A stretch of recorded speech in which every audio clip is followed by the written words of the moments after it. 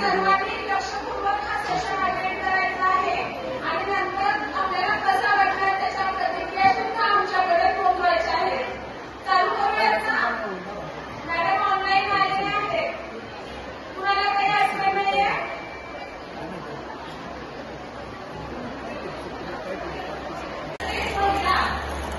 समाजासाठी काही ना काही कार्य करते आणि ज्या काही योजना मंत्री मॅडमनी सांगितल्या त्या शासनाच्या सर्व योजना तळागाळातील सर्वसामान्य महिलेपर्यंत पोहोचवण्याचं महत्त्वाचं काम आपण सगळेजण करताय.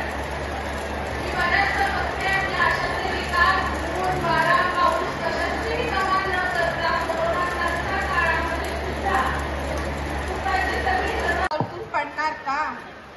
नात, नातू, लेक, सून यातच अडकून पडणार का?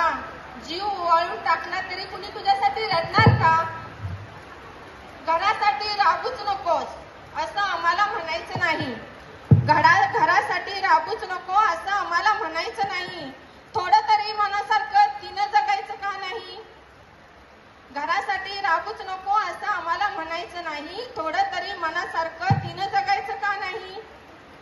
एखाद्या दिवशी बोलता बोलता